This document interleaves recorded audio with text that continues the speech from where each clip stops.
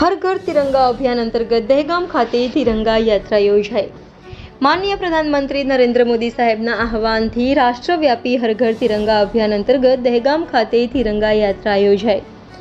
જવાહર નવોદય વિદ્યાલય સામેત્રીના SPC student police કેડેટના કુલ 40 વિદ્યાર્થીઓએ ભાગ લઈ રેલીની શરૂઆત દહેગામ નહેરુ ચોકડીથી લઈને દહેગામ બસ સ્ટેન્ડ તથા સેવા સદનને આવરી લેતા મુખ્ય માર્ગો પર રેલી નીકાળવામાં આવી, જેવા દહેગામના અનેક મહાનુભાવોએ ભાગ લીધો તથા દહેગામ ખાતે આવેલ વિવિધ શાળાના બાળકોએ પણ ભાગ લઈને ભારતમાં અનેકતામાં એકતા છુપાયેલી છે તથા ભારતીય સંસ્કૃતિને ઉજાગર કરતી વિવિધ વેશભૂષાઓ ધારણ કરીને ઉપરોક્ત સંદેશ પ્રજામાં આપ્યો હતો।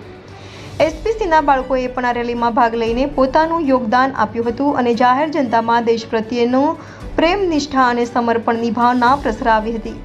આ રેલી દ્વારા દરેક ભારતીય નાગરિક પોતાના દેશપ્રેમ પ્રત્યે દેશપ્રેમ, દેશદાજ, દેશભક્તિ જેવા મૂલ્યો વિકસિત કરે અને દેશના વિકાસમાં પોતાનું યોગદાન આપે અને દેશ પ્રત્યે એક જાગૃત નાગરિક બને તેવો સંદેશ આપ્યો હતો। આ યાત્રામાં નવોદય વિદ્યાલયના પ્રાચાર્ય શ્રી વંદના કુલશ્રેષ્ઠ તથા એસપીસીના સીપીઓ શ્રી મુકેશ કુમાર ગઢવી તથા શ્રીમતી સુખવિંદર કૌર તથા ધારાસભ્ય બલરાજસિંહ ચૌહાણ, પાર્ટીના કાર્યકરો, હોદ્દેદારો, આગેવાનો ઉત્સાહભેર જોડાયા હતા। Reporter Jayantibhai Patel, India 24 news, Dehgam.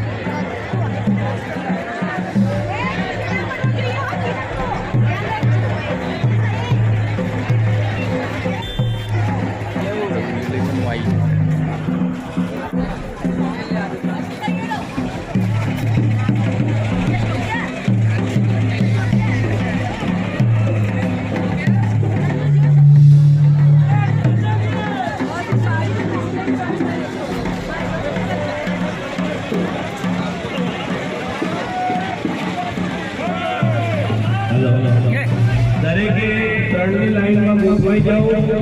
મામલતદાર કહીને જે આઈ નંબરના જે છે એ પ્રમાણે હનુમાનજીના મંદિરે પાછળના લોકો અહીંયા એનસીપીના જવાનો સ્ટોપ થઈ જજો અને વેશભૂષાવાળા આગળ આવી જાય। વેશભૂષાવાળા આગળ આવી જાય। અહીંયાથી સાહેબ પૂરા પાડો સાહેબ। Okay yes